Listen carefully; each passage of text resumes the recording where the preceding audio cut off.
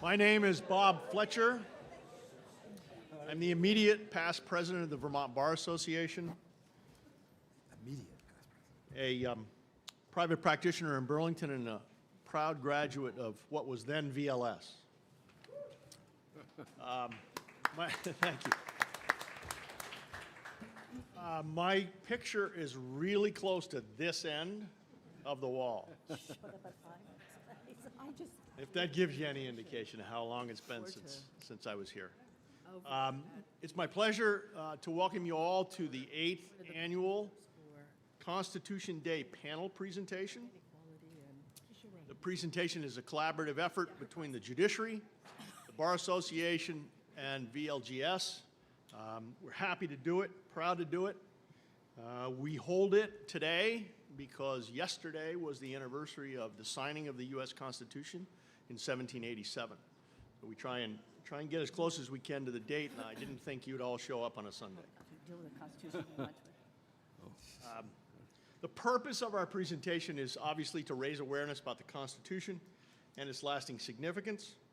The theme for this year is determined on Law Day by the ABA.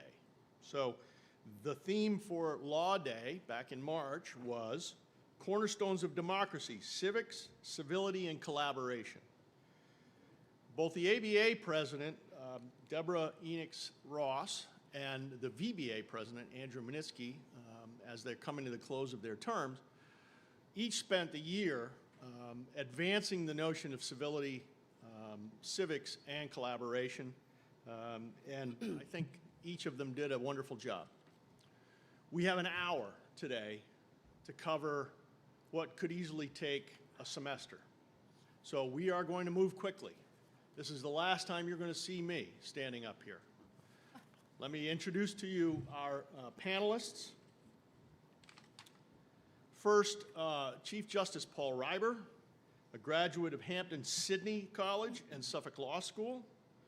The chief practiced in Rutland in private practice for 17 years and was appointed to the Supreme Court bench as an associate justice in 2003, yep. Chief? Yep. 1 year later, he became Chief Justice, and he still is. Last time we looked, yeah. Last time we looked. Yeah. To his left is Associate Justice Nancy Waples. Justice Waples was appointed in 2022, so fairly new to the Supreme Court bench, but she spent time on the Superior Court bench before her ascendancy. Graduate of the College of William and Mary and St. John's University School of Law. The Chief and Justice Waples have collaborated, I understand, on their presentation with Civility, I presume. Have entitled. That'll come out. Well, we'll see. Wait. We'll see how this works out. Right. They've entitled their presentation, "With Great Power Comes Great Responsibility, Judicial Ethics in Vermont and Beyond." Because this is the last time you'll see me, I'm going to introduce all of our panelists. Next, you'll hear from Judge, I'm sorry about that. That's all right. Judge Kirsten Schoonover served on the bench since her appointment in 2005. She's a graduate of Pomona College and the University of San Francisco School of Law. She worked for Vermont Legal Aid and as an assistant attorney general doing appellate work and trial work for the Department of Children and Families. Judge Schoonover will discuss civility in the courts and efforts to improve it. Next, Superior Judge Timothy Tomasi, currently sitting in Washington County Civil Division, been on the Superior Court bench since 2012. Prior to that, an assistant U.S. attorney for the District of Vermont, an assistant attorney general, and chief of the Civil Division of the Attorney General's office from 1999 to 2007. Judge Tomasi is a graduate of Columbia College and Columbia Law School. He is also the judiciary's representative on the VBA Board of Bar Managers. Last but not least, you probably recognize Professor Peter Teachout, member of the faculty here, teaching constitutional law, international regulation of trade, legal history, and jurisprudence, not all at the same time. Professor Teachout is a graduate of Amherst College, Harvard Law School, and earned a master's degree at Sussex University in England. Served in the Intelligence Department of the United States Army and has taught at the University of Washington, the Tuck School of Business, and at Harvard, in addition to his time here at VLGS. There you have it. That's your lineup. I think you're in for a wild ride.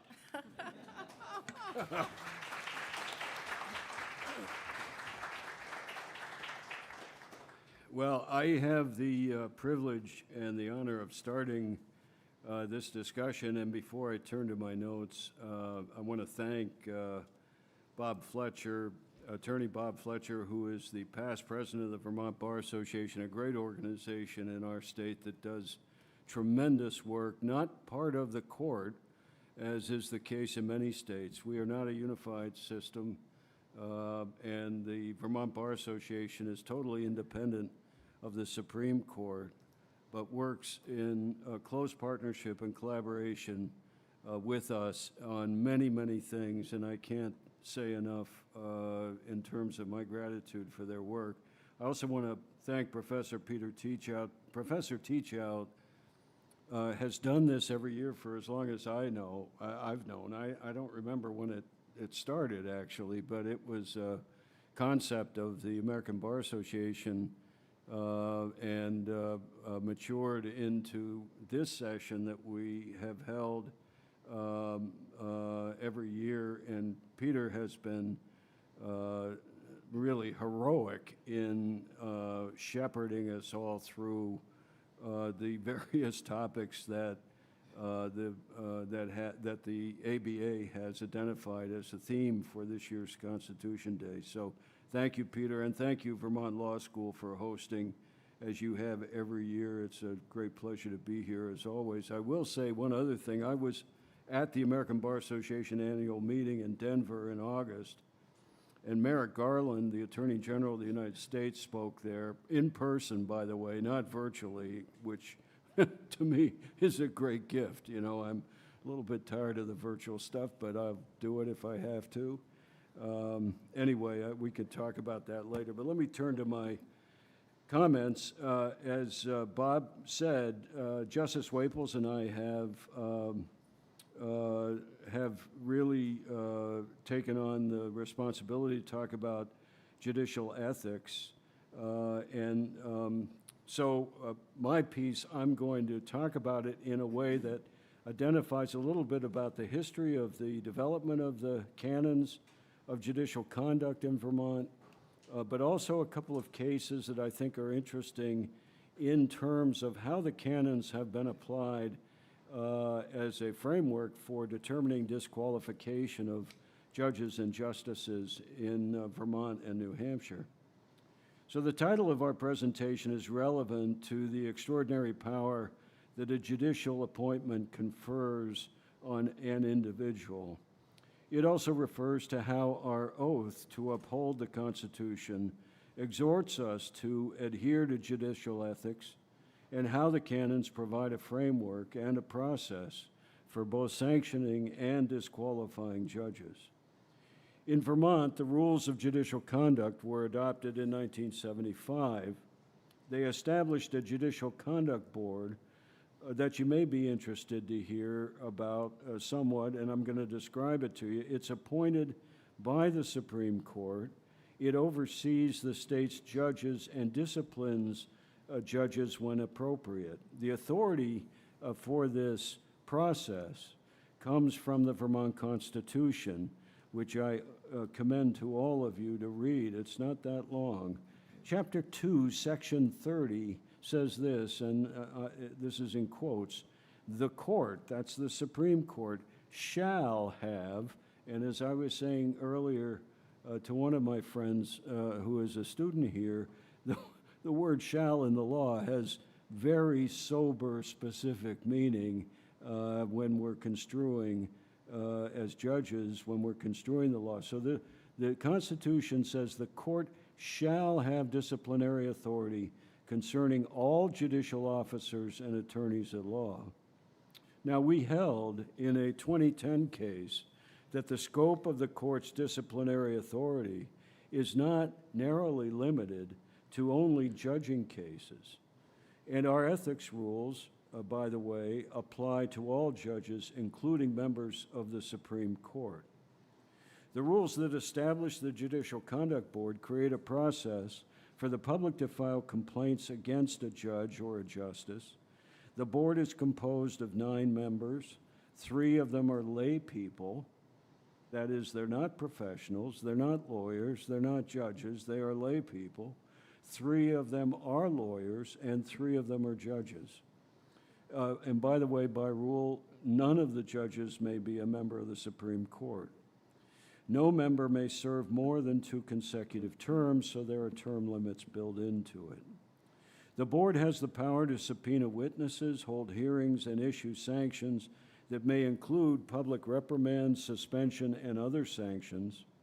All proceedings are confidential until a formal complaint is filed against the judge, whereupon all subsequent proceedings and any hearing held, quotes, shall be public, end quotes. Over the history of the canons, decisions on disqualification, I think, help to illuminate the importance of the canon that instructs us to even avoid the appearance of impropriety. In early 1990, the Vermont Supreme Court, this is one case, issued an administrative order that suspended all civil jury trials for about 6 months as a budget-saving measure. Suit was filed by plaintiffs who were parties with cases pending in the courts, and they challenged the constitutionality of this administrative order. When the case came up to the Supreme Court, the parties moved to disqualify all members of the court from sitting on that case, arguing that the same justices who issued the order should not sit on the question of whether or not it violated their rights. But the court concluded its disqualification was not required, where the challenge was to the court's administrative decisions. The plaintiffs had argued in support of the motion to disqualify that by sitting on the case, the justices would fail to uphold the integrity and independence of the judiciary in the language of Canon 1. And plaintiffs said sitting would create an appearance of partiality, also in violation of Canon 2, that says a judge shall avoid impropriety in all of the judge's activities. The court concluded that although the claim had superficial appeal, is how they put it, it did not withstand careful analysis. Supreme Court justices, they said, have a range of responsibilities that include governing as well as deciding cases. This directive was issued under its governing power. They disagreed with plaintiffs' argument that whenever the court takes an action under its governing power, it is ethically barred from adjudicating legal challenges to that action, and noted that other states have come out the same way, including Rhode Island, Maine, and Kentucky. But there's a 2004 New Hampshire Supreme Court case where court stenographers were let go, and they sued the Supreme Court for an administrative order that resulted in terminating their employment. The court held that justices were not required to disqualify, but acknowledged that their impartiality could reasonably be questioned. Obviously, this is a different outcome than the Vermont court reached 14 years earlier. While unlike New Hampshire, however, the Vermont decision was unrelated to employment concerns, the Vermont Supreme Court had characterized the challenge again as having only superficial appeal. But the New Hampshire court concluded their impartiality could be reasonably questioned, as I said. Of note, in the New Hampshire case, there were promises made by the then Chief Justice and other justices to the stenographers of lifetime employment that the trial court found were unauthorized statements. These are decisions in cases that invoke the canons that help judges decide whether to disqualify themselves and how the ethical canons may apply. There are other matters under the code where the board, our board, with review by the court, has imposed sanctions, sometimes substantial, and relating to the lack of impartiality, to a question about impartiality. So, in conclusion, if I am asked the major difference I see between our state court system and what is very current in the news these days, the U.S. Supreme Court and its approach to ethics and judges, the difference is that the U.S. Supreme Court does not have a disciplinary process, that is, an independent body to investigate complaints against justices and issue sanctions, as we do.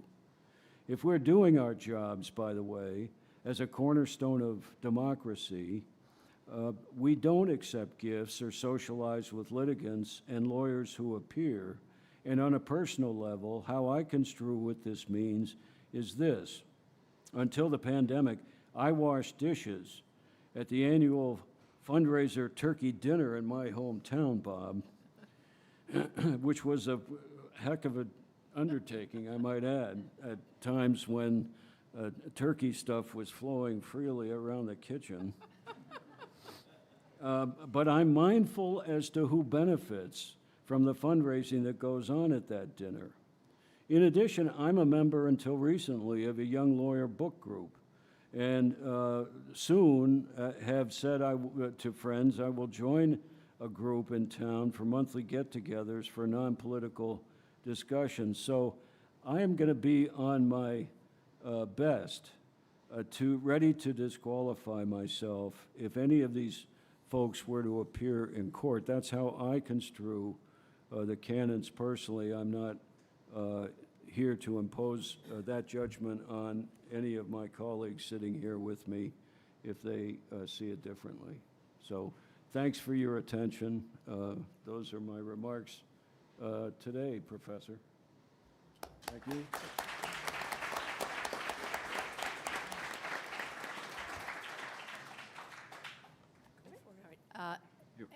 Oh, yeah, you've got one. Yeah, Okay. thanks, Chief.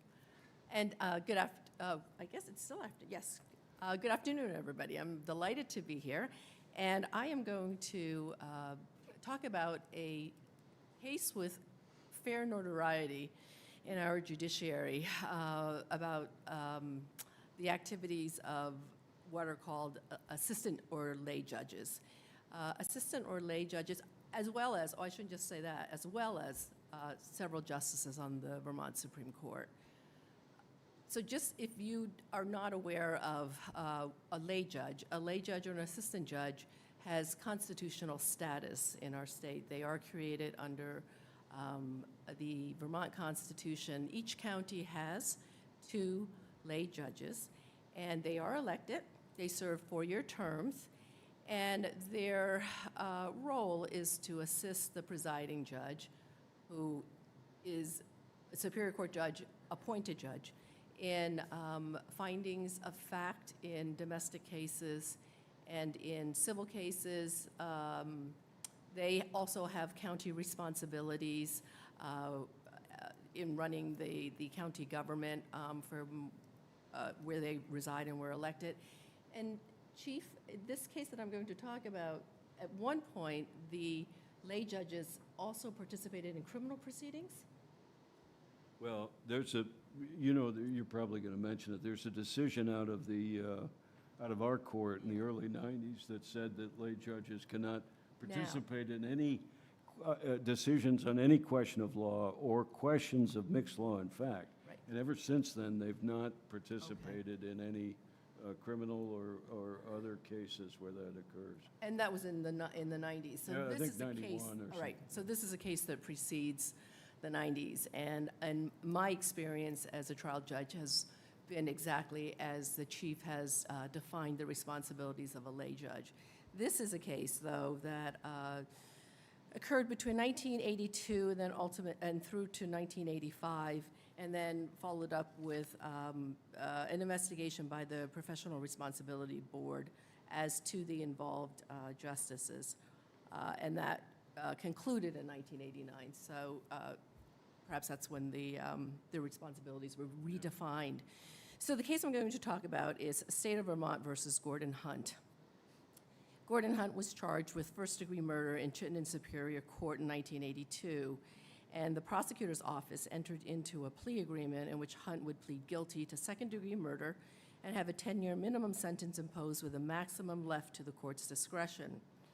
The presiding judge, Judge Morris, who subsequently was elevated to the Vermont Supreme Court, accepted the deal or the plea agreement. The two elected lay judges, Judge Jane Wheel and Judge Delaney, declined to accept the plea deal, resulting in the court's rejection of the plea.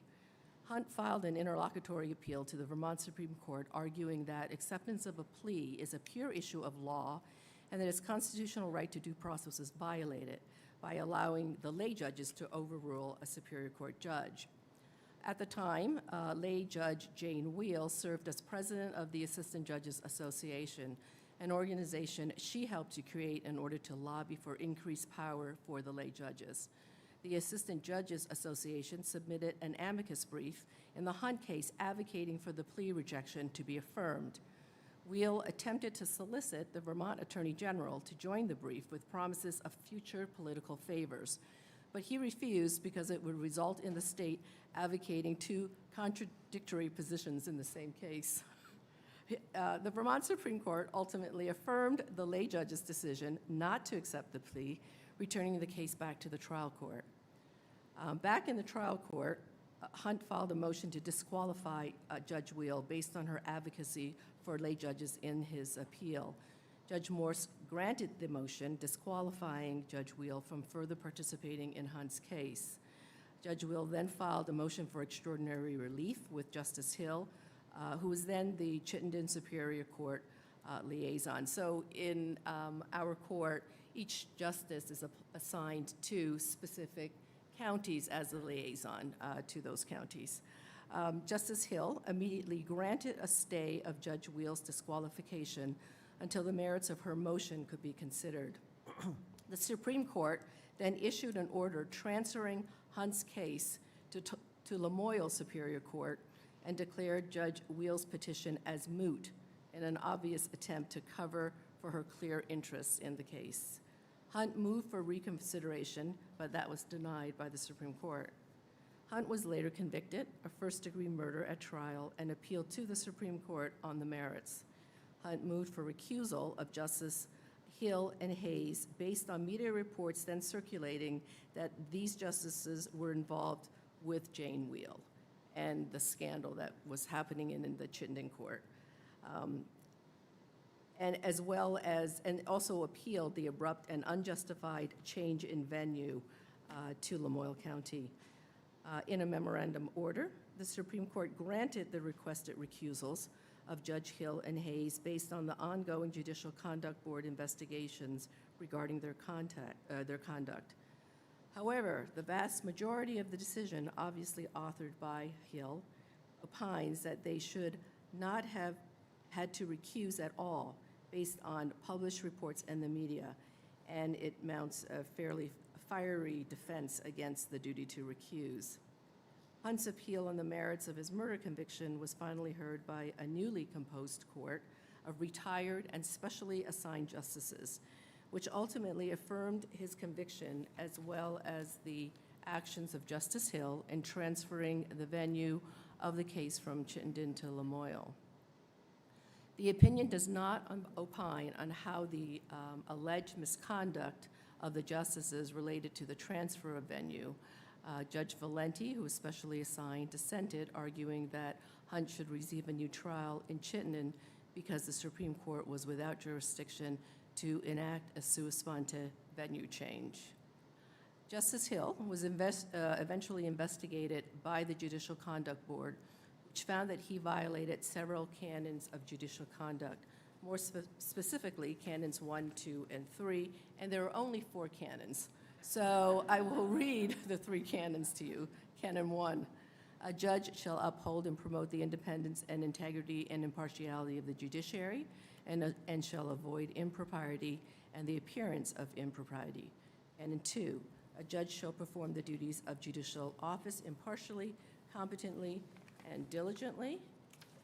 And Canon 3, A judge shall conduct the judge's personal and extrajudicial activities to minimize the risk of conflict with the obligations of judicial office. So Justice Hill, as I said, was found to have violated Canons 1, 2, and 3 by first signing he signed and personally delivered to the Attorney General a letter expressing concern over the length of a criminal investigation of Assistant Judge Jane Wheel and leaks from an inquest involving the investigation. He violated a canon by participating in the appeals process in State versus Hunt related to the disqualification of Judge Wheel from sitting on the case. He violated the canons by participating in the case to decide whether Assistant Judge Jane Wheel should be suspended from acting in a judicial capacity because of criminal charges that were pending against her. The Supreme Court also alleged that Justice Hill threatened to retaliate against the defense attorney in Mr. Hunt's case in response to the attorney's motion to disqualify the justice, that the justice violated the canons by participating, despite a pending motion to recuse him, in an argument on a motion to remand the case of State versus Hunt to allow the defendant to develop evidence on whether the Supreme Court acted improperly to change the venue in the case to spare embarrassment to Judge Wheel. The newly constituted Vermont Supreme Court affirmed the Judicial Conduct Board with respect to Justice Hill's violations of the 3 canons. It adopted and incorporated the board's extensive findings of fact, which illustrated a clear pattern of subverting the legal system in an attempt to advance the interests of the lay judge, Judge Wheel. Justice Hill chose to retire at the end of his term and opted not to seek retention. In determining what penalty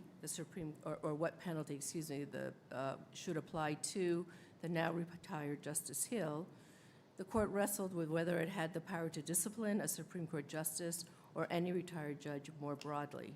The court rejected this argument from Hill's counsel, noting that the Vermont Constitution gives the Supreme Court discretion to suspend justices of the Supreme Court.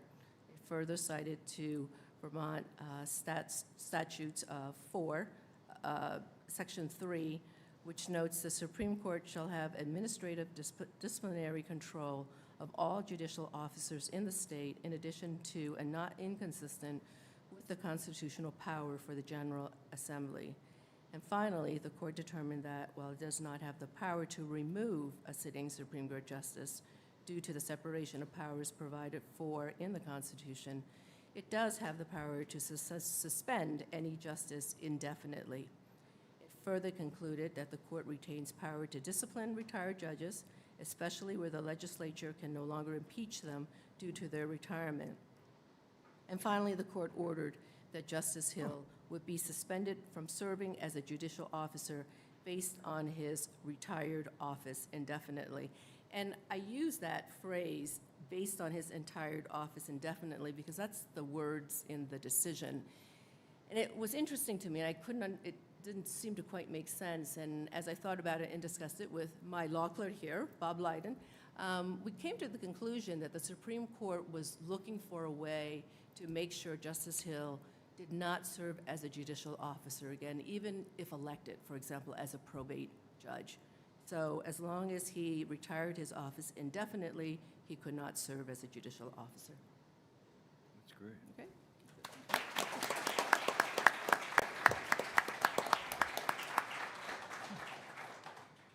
All right. Good evening, everybody. I'm Judge Schoonover. We're going to shift from judicial ethics in the Supreme Court, and we're going to come over to the Superior Court, and we're going to discuss civility. My task today was to discuss is there's a perceived decline in civility in the courts and a perceived decline in professionalism in the courts, and if so, what can be done about it? And my comments, I'd like to know, first of all, how many of you are law students? If you're a law student, just raise your hand. We have a whole lot of law students. Okay. So these comments are really directed at you. And if you take nothing else from this discussion today, anecdotally, and I'll be discussing a survey that was sent out. It's called the Minsky Service.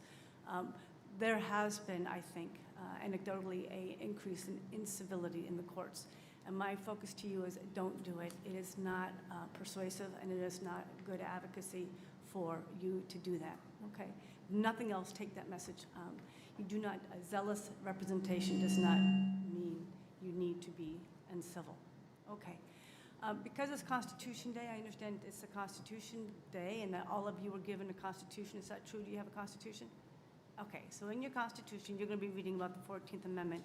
And I focus on the 14th Amendment because I wanted to mention the Constitution because I thought that was fitting for Constitution Day. And it was the closest thing that I could come up with civility. And when we talk about civility, I think the 14th Amendment is relevant. And the 14th Amendment says that no state shall deprive any person of life, liberty, or property without due process of law. It is a great amendment, and you should read it, okay? What that basically means is that we are entitled to basic rights, and we are entitled to access to courts. And when we have incivility in the courts, that has the ability to impact and to silence and intimidate people.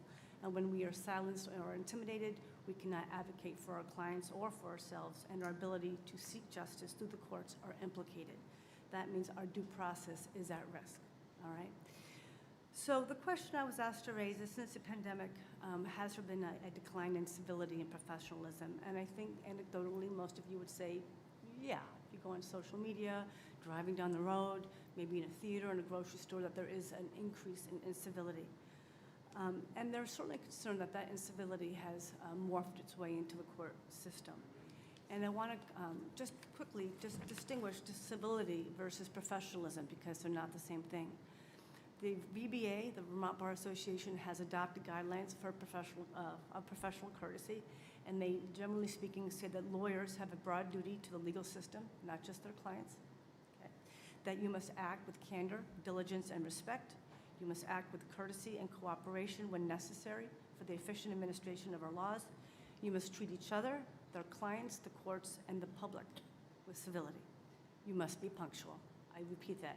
You must be punctual. Please do not be late for a court hearing. So another way of looking at civility is don't be a jerk. And we all know what that means. Professionalism is a little bit different. Professionalism is that you act in a conduct that is expected of a professional in a particular field. So you can be a very, very highly effective attorney and be a jerk, or you can be a very kind and respectful attorney and be ineffective. You need to have both. You need to be both civil and you need to be professional. Okay? Back in 2023, we have our VBA president, Andrew Minitsky, conducted a survey, and I'm tasked to show you what the findings of that survey were. I'm just reporting the findings of that survey. It was issued back in February of 2023, and it closed in March. It was issued in January 2023 and closed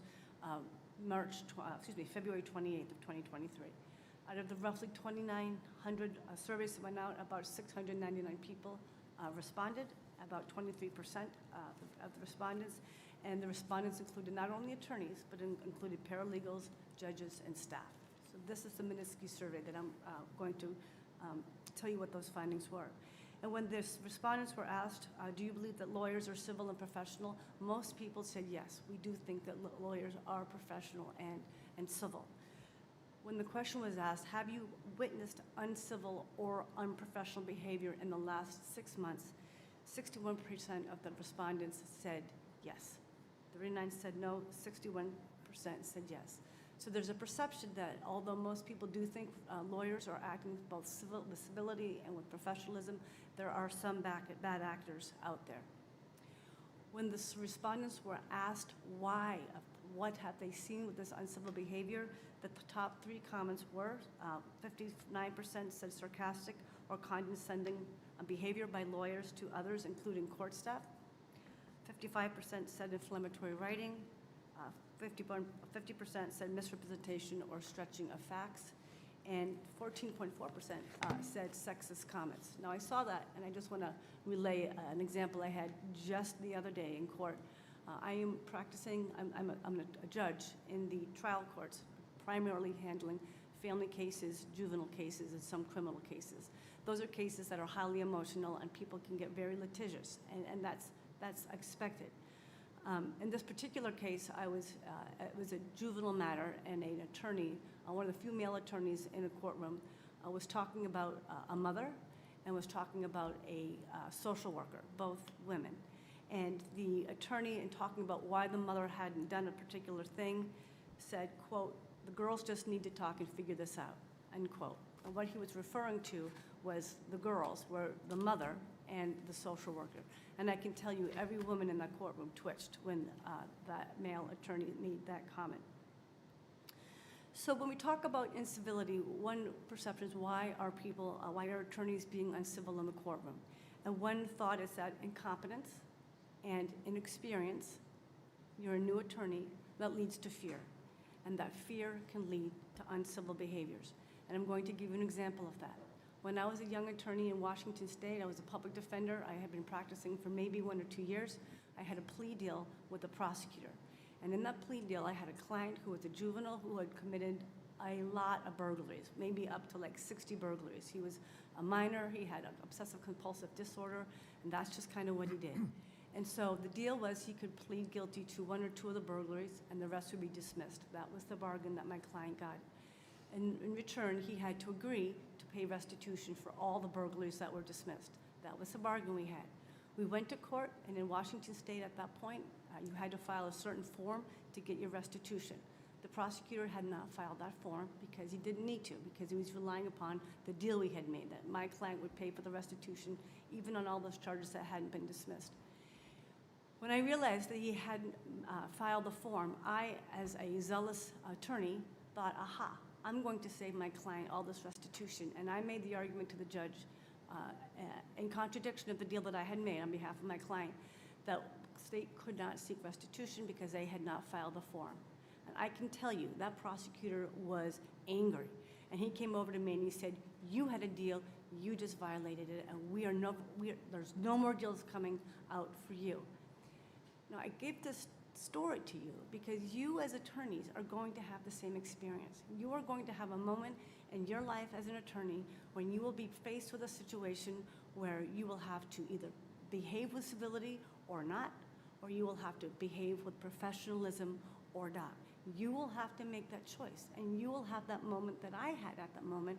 What do you do? As a zealous advocate, do I stick it to the state and save my client the restitution, or do I honor the agreement that we made? The answer should be obvious, although I had to think about it, which is that I had to honor the agreement that I made, okay? But I bring that story to you as an example because you too will have those moments when you will have to figure out how are you going to behave. Will I act with politeness or will I scream? So what kind of attorney will you be? Zealousness does not require you to act with incivility, and it does not require you to be unprofessional. The most competent and kind attorneys speak softly and can be highly, highly influential. Okay. With respect to, just another example, I just shifted trial judges, we rotate. I left a county in Chittenden County, I'm now in Washington County. The bar up in Chittenden County on a certain kind of cases are very acrimonious. That's just the culture of the court.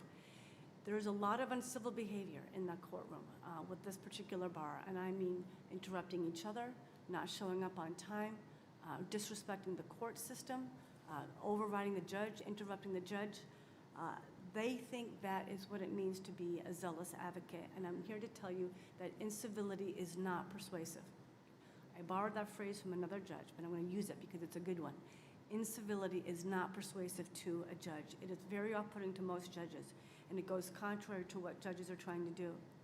So how does uncivil or unprofessional behavior impact the judiciary? One, it harms the public's confidence in the judicial system. Frankly, it's embarrassing when you have lawyers fighting with each other and fighting with the judge. It prolongs discovery and negotiations. It leads to an increase in litigation costs. It makes it more difficult to reach a resolution, and it makes the practice of law less satisfying. 88% of people in the Minsky survey agree with those results. So the question I was tasked to answer is, what can we do about it? And there's a lot of different answers to that, but some of my suggestions are this. We've been in a pandemic where a lot of our hearings have been remote. I think if you have in-person, face-to-face interactions, that helps. It's hard to be rude to somebody when you're in the same room with them. You can have lawyers go to these young lawyer mixers. That's how you learn about each other. You meet each other. You meet about their families. It's important to do that. Go watch some of the older attorneys. You will hear Who are the good attorneys? You will know. Ask. Go watch them. Some of these older attorneys, they've been doing it for a very, very long time. You can learn a lot by watching the older attorneys and ask, who are the good attorneys? And you'll find out.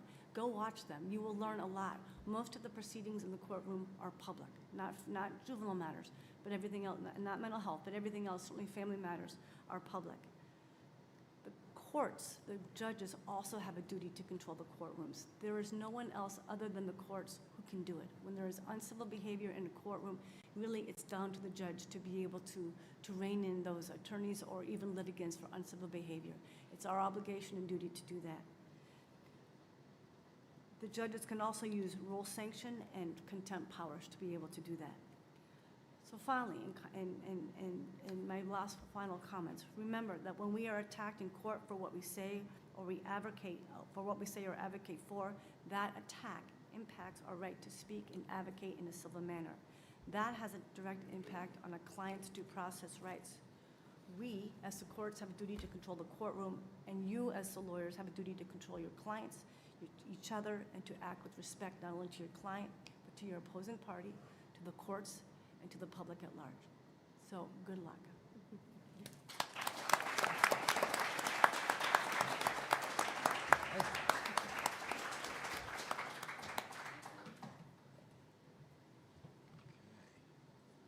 Let's see if we're up here. Let's see if that's working. There we go. So, good afternoon, folks.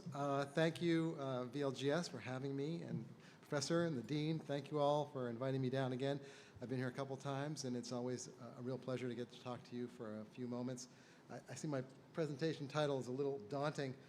It will not go over 10 minutes, don't worry, but let's go back to the 18th century now. If you read about the philosophies of and the principles of those who helped form and shape our Constitution, you're often going to see the word virtue.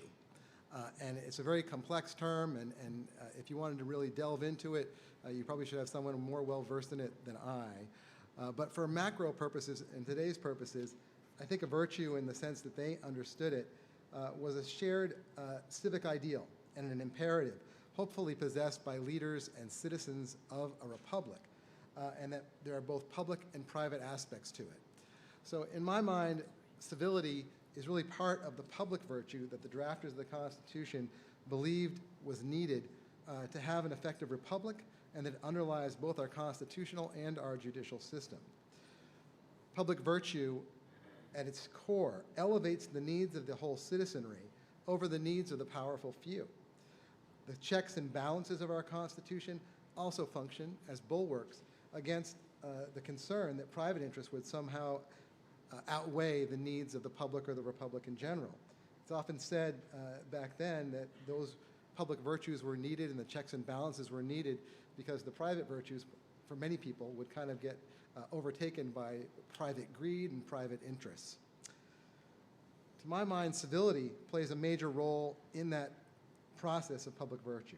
Most importantly, ideally, that public virtue and civility focuses debates on the overall merits of issues without public rancor or partisanship, and with an eye towards a higher shared values of the republic, such as justice, and that solutions to the nation's problems really should be based upon reason and common sense and what the evidence shows to be the most appropriate answers. Incivility, on the other hand, provides no purpose but really to distract. And in many ways we see in court cases, oftentimes people resort to incivility to detract from the merits. As one author has stated, uncivility distorts the noble job of dispute resolution and process into a confused jungle. Many of you know about the Federalist Papers. The Federalist Papers were commentaries to the proposed Constitution that were authored, they were anonymously under the name of Publius, but they were authored by Alexander Hamilton and James Madison and John Jay. In fact, they play a cameo role in Hamilton, for those of you who've seen the show. And there's a period in time when Alexander Hamilton goes to Aaron Burr, and he's trying to get him to help write the Federalist Papers because he's such a great lawyer. And he says, Burr, you're a better lawyer than me, okay? I know I talk too much. I'm abrasive. You're incredible in court. You're succinct, persuasive. My client needs a strong defense, and you're the solution. He goes, who's your client? The new U.S. Constitution.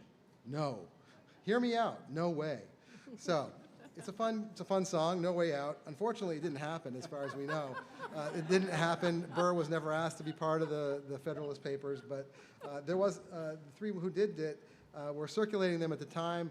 States were considering whether to adopt the Constitution and whether it would be ratified. And they were arguing in favor of it.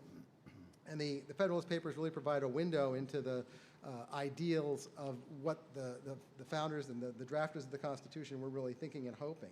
And some of the documents provide direct connections to the sort of merit-based focus of public virtue that I was speaking of a moment ago. In Federalist I, for example, Hamilton noted that the constitutional debates themselves raised the question of whether societies of men are really capable or not of establishing good government from reflection and choice, and of deciding weighty issues not on narrow interests, but with a view to patriotism, to heighten the solicitude which all considerate and good men must feel for the event. And I've included a lot of text here just because it's very hard to parse through some of the 18th century language here. But similarly, James Madison was focusing on the checks and balances that I mentioned a moment ago as a limit and as a curb on the private virtue being taken over by private interests. He said in Federalist 49, his belief was that the checks and balances of the federal system would temper passions so that reason alone, again focusing on the merits, could control and regulate the government. Those same principles emanate into the judicial branch, where we all, except for the professor here, focus on for most of our daily living. The concept of virtue in the judicial branch embraces civility by focusing counsel and the parties and even the judges on the merits of the issues, as opposed to appeals to passions, sympathy, personal animosities, or even partisanship. In Federalist 78, Hamilton argued that judges must be both independent from the other branches so that they're not influenced by them, and of appropriate temperament and learning to be bound down by strictures and precedents to better ensure that judgments would be based on the merits of the law as opposed to the judge's own personal preferences or their own partisan interests.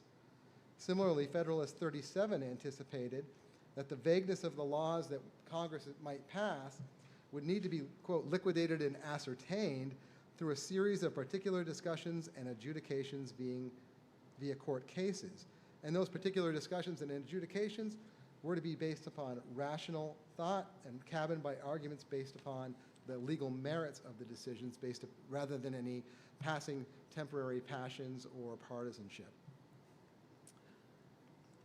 Hamilton was confident that if any improper laws were passed by the Congress and the executive based on those temporary passions, that the judicial branch would be there to step in, to provide protections based upon its own dispassionate analysis of actual evidence. In Federalist 78, he maintained that the courts would guard the Constitution and the rights of individuals from the effects of such ill humors that would be rejected through, quote, better information and more deliberate reflection. Hamilton continued with that same ethos because he found compelling the notion that the courts would ensure justice and the judicial branch would ensure justice and gain public respect by deciding matters on the merits as opposed to following the whim of particular popular sentiment. After noting the power of the courts to deter unjust and impartial laws, Hamilton stated that considerate men of every description ought to prize whatever will tend to beget or to fortify that temper in the courts, as no man can be sure that he may not be tomorrow the victim of a spirit of injustice by which he may be a gainer today.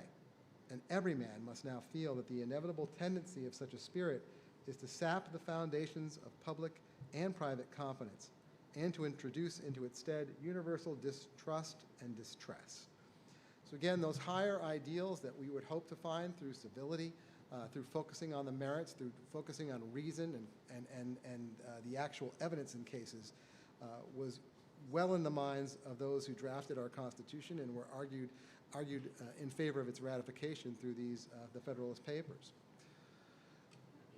In the end, civility, in that sense, civility helps ensure that judges do justice without regard to the passions, without regard to personal animosities or to popularity or passing partisanship, that counsel focus their arguments solely on the evidence and the law without distraction, and that each litigant obtains a judgment based on the actual merits of the case. And in that sense, civility ties directly into the sentiments that led to the creation of our republic. So, thank you very much.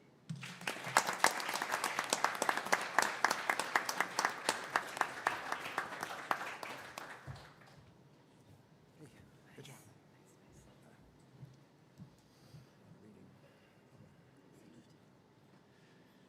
Good afternoon. I'm Peter Teachout. One of the interesting things, if you're a judge, is the requirement that you stay, on occasions like this, about 1 million miles away from making comments on political issues, on contemporary issues. So it makes it a little bit difficult, a little bit constrained to talk in the way that I am not so constrained. So just so we know the elephant in the room, when we're talking about a system for ensuring judicial ethics, the Vermont Constitution and the Vermont legal system has an effective machinery for dealing with those problems. I think you're all aware that currently, anyway, the United States Supreme Court does not have a similar machinery in place. And that has an impact on our view of whether the court is providing a system of impartial justice. And as both of the judges on the panel today stressed, the incredible importance of maintaining civility in our legal system, absolutely essential, even though it's not mentioned specifically in the Constitution itself. We depend upon the legal system to provide a kind of place where we can count on people treating each other with respect and with civility and professionally. And if that stops happening, then the Wild West that occurs out there in the rest of our political world will take over. So both of those presentations are extremely important. I thought I might kind of shift focus just a little bit in my comments and spend just a few moments with you thinking about the achievement represented by the framers when they, on September 17th of 1787, voted to approve the draft Constitution and send it back to the Confederation Congress, which would then send it out to the states for ratification. So my title is More Perfect Union.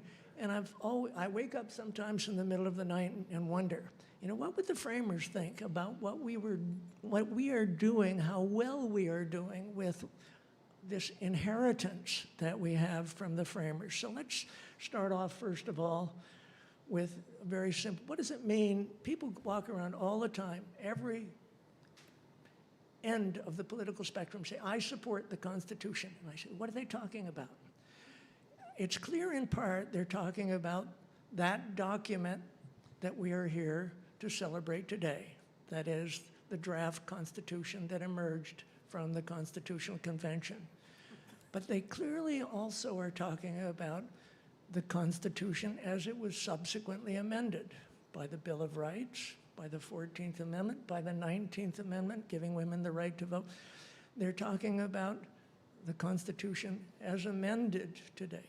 But I think people really mean something else. You're entitled to your own view. I think they're referring to a whole set of traditions and a shared history that unite us in this country as a people.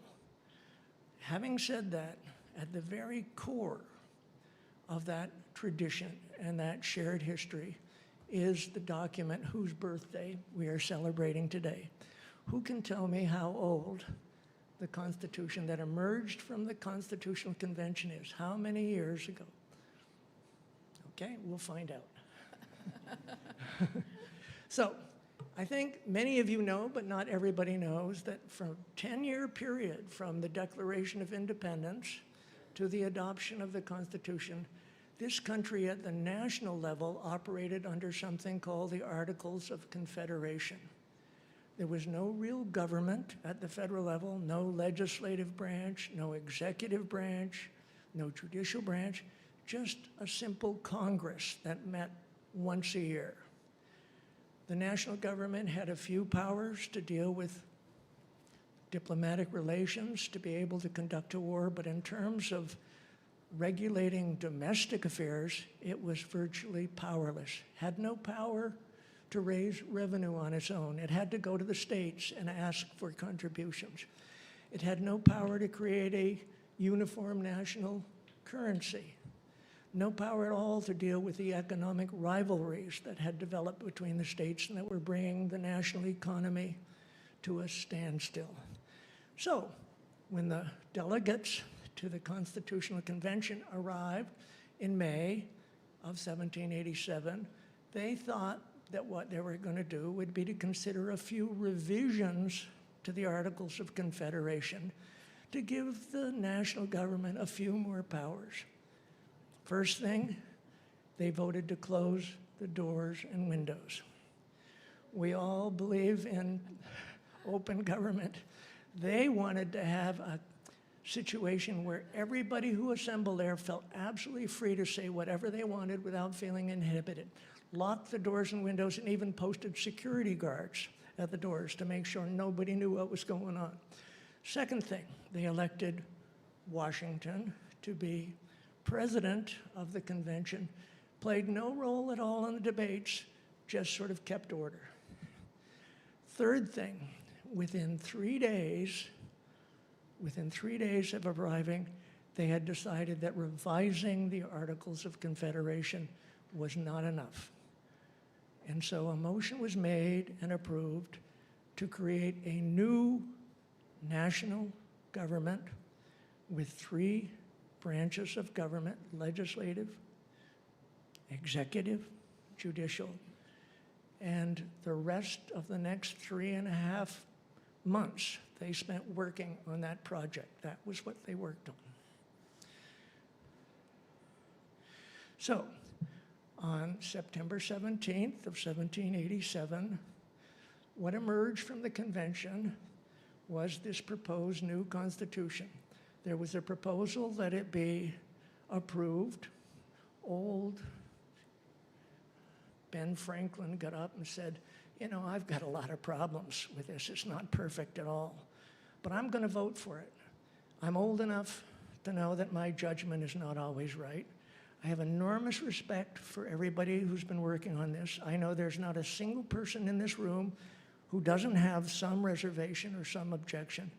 But I will tell you that if we work on it for another 100 days or another 100 years, you're not going to come up with anything that people aren't going to have some objections to.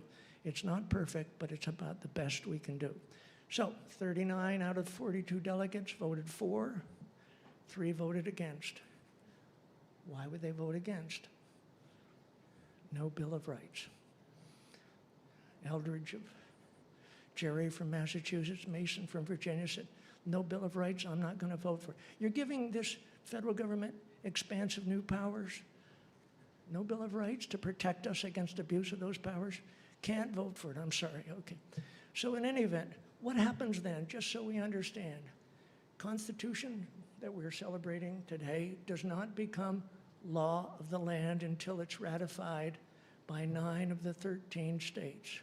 That does not happen until the next year, in June of 1789. New Hampshire, the 9th state, votes to ratify, and that's the date in which the Constitution becomes the law of the land. Okay, just a couple of simple points. Why an achievement that we ought to respect? The United States Constitution, that document that emerged on this day back in 1787 or yesterday, is the first national constitution in the world that is based on principles of democratic self-governance. It was reflection of an experiment, a test to see if the people in a nation as diverse as ours could govern themselves. extremely important experiment. So important that virtually every single constitution that has been adopted by countries since then used the United States Constitution as a basic model. Hold government officials by requiring them to stand for regular elections. Divide government into 3 branches, legislative, executive, and judicial, in which they are joined by a relationship of checks and balances. So no one branch can exercise power without being checked by the other branches. I think we would add to that now a Bill of Rights, all of the constitutions adopted. So second important thing, the US Constitution became a model for every other constitution that has since been adopted. You will see that if you go out there and look. Third thing, the US Constitution is the longest surviving constitution in the world. I am now going to give you the answer to my question. It is 235 years old today. We have been governed by the same constitutional document for 235 years. Compare that with the experience of France, just for an example. During that same period, France has adopted and repealed and adopted and repealed 10 different constitutions. Guess what the average life expectancy of a national constitution is today, using the whole world? 17 years. Okay. So 236 years, not a bad achievement. In those respects, the United States Constitution and what the framers did, I think, deserves our respect. People speculate, what makes the United States Constitution so durable? What accounts for its long-lastingness? And there's a lot of speculation, but I would say the answer is in some ways pretty simple. One, it's short. Vermont Constitution is short too, but the US Constitution is even shorter, okay? It's short. It sticks to basics. It doesn't try to anticipate every last contingency that might arise. It just deals with basic rules of government guided by fundamental principles.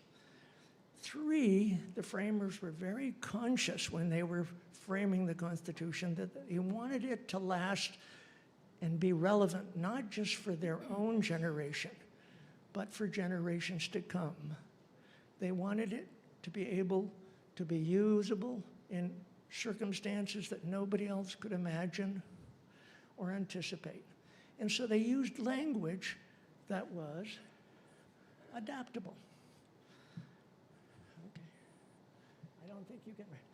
They intended it to be, and Chief Justice Marshall interpreted it as a constitution that was intended to endure for ages to come. Okay? So, adaptable language. Well, it turns out that that adaptability is our Constitution's greatest virtue, but also the source of its primary mischief or problems. Why?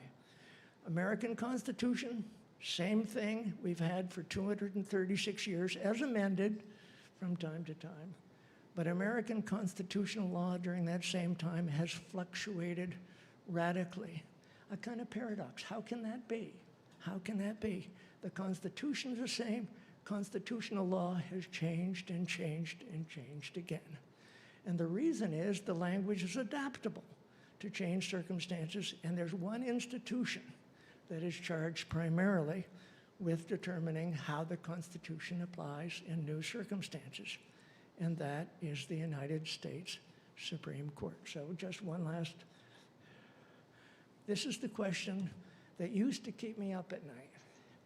What would the framers think if they came back to visit us today with what we've done with what they gave us, this precious inheritance, really a precious inheritance that's been passed down from generation to generation? What would they think is the way in which we are now interpreting and applying the U.S. Constitution, one that has provided us with what we can fairly describe a more perfect union. I will just leave you with a preamble. Is the world in which we live today a more perfect union? Is the Constitution been interpreted in a way that will ensure domestic tranquility? Think about January 6th. Think about the fact that this year already there have been at least 500 mass shooting events. Has the Constitution been interpreted and applied in a way that secures the blessings of liberty? Not just to them that framed it, but to their posterity, that is to us. And you can think of a lot of decisions, I think, in which there's a fair question about it. I used to wake up and worry about that, but I don't anymore, because a couple nights ago, Ben Franklin came to me in a dream, and he told me the answer, which I will not share with you unless pressed. But in any event, I know what the framers would think, because one of them came back in my dream and told me what they'd think. How well are we doing with what we gave you with your inheritance? So that's the basic thrust of my comments. Thank you.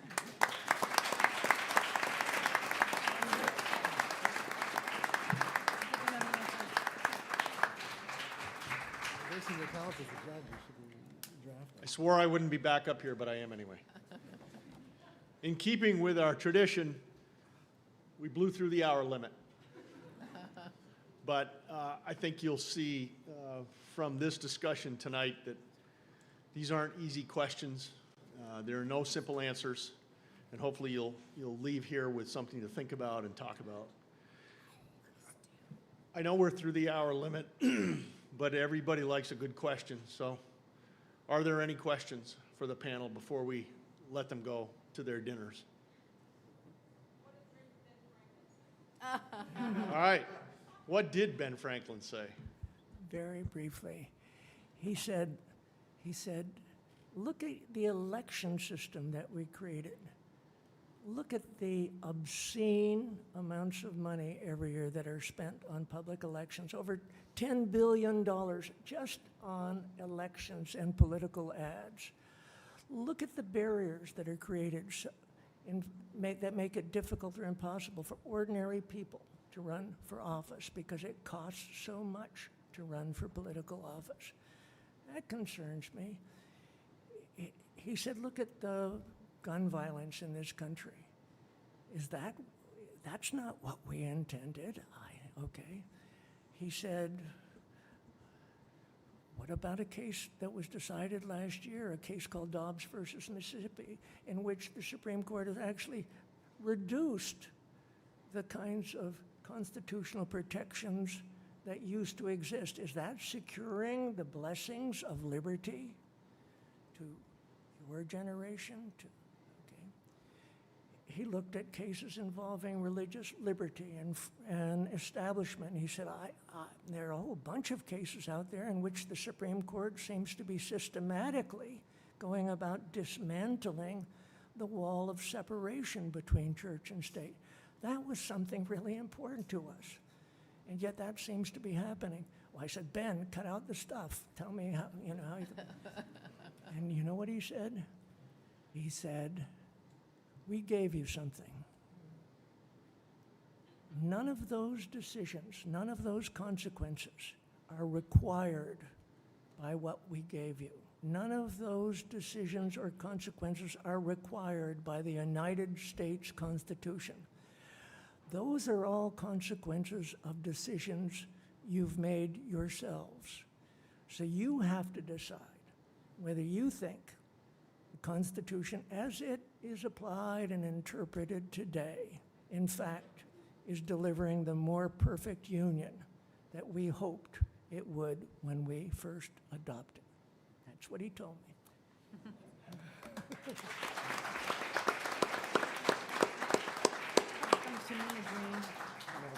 Anyone else? Yes, sir.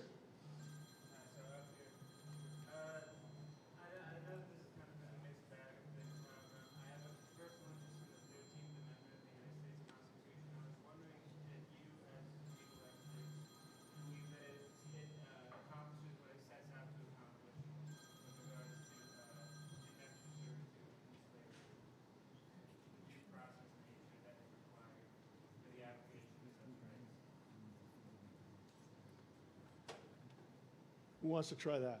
I didn't hear it. Yeah, I didn't really hear it. 13th Amendment. You may need to come down and use the microphone, Yeah. sir. Yeah. I don't even have it in mind. It's abolishment. Is it anything else? Well, I guess I could look.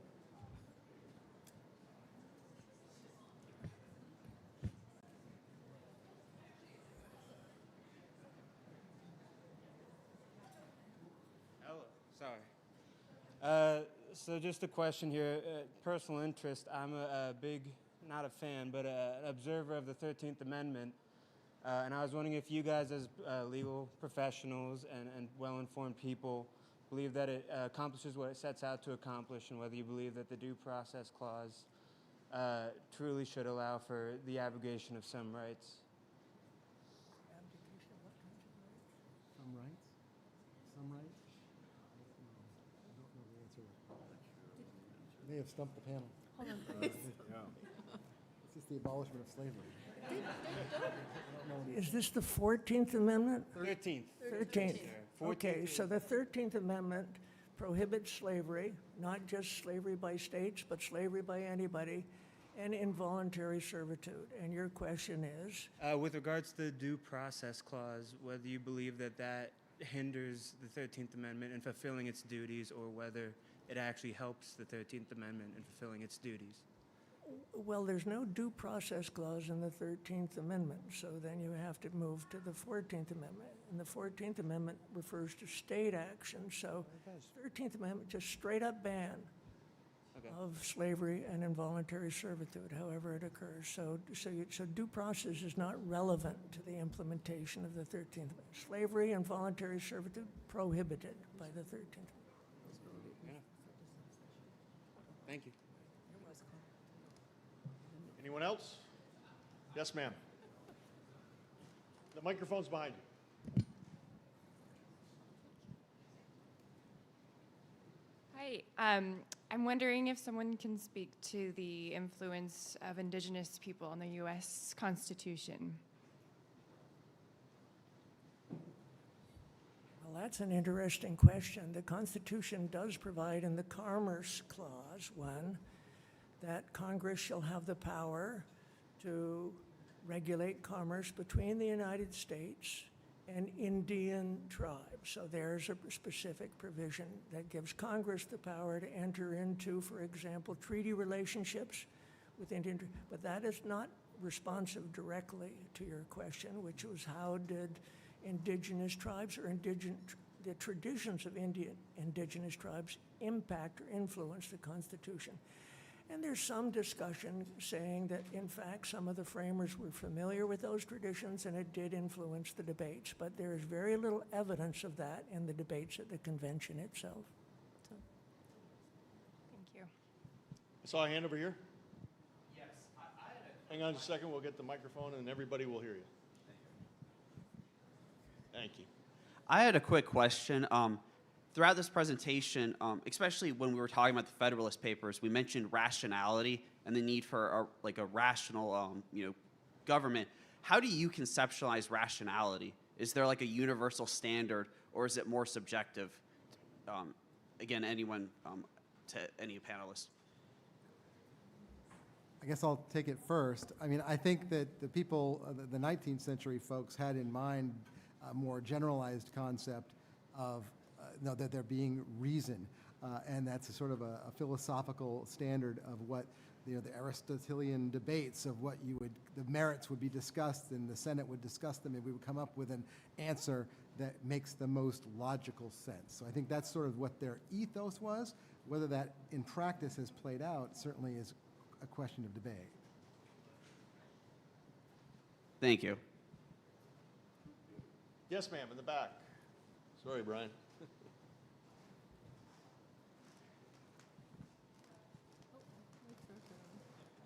Seemed like a good idea. Hello. So it's amazing that the U.S. Constitution has been such, a long-standing document.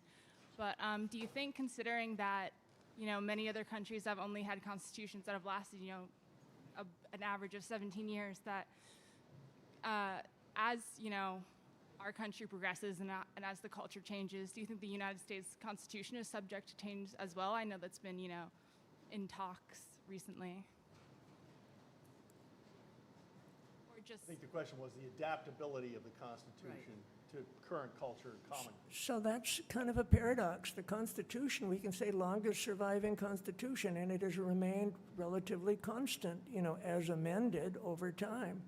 But constitutional law, which is what I teach and you study, has changed radically. And you say, why? It's precisely because of its adaptability to change circumstances, and it is dependent, therefore, on the composition of the Supreme Court for the same reason. It is open to different interpretations and applications. So the thing that gives it its strength is also the source of, in my view, the greatest mischief, which is that it can, not the Constitution, but constitutional law can change depending on what the court does with the Constitution and the language in the Constitution. All right, is there any one last question for tonight? I don't see any hands. Thank you all for coming, and thanks to our panel.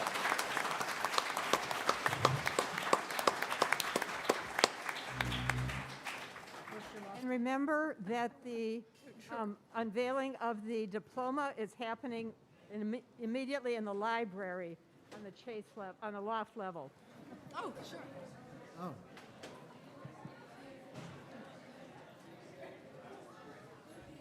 Thanks, Terry. Thank you. How are you? Good, good. Good to see you.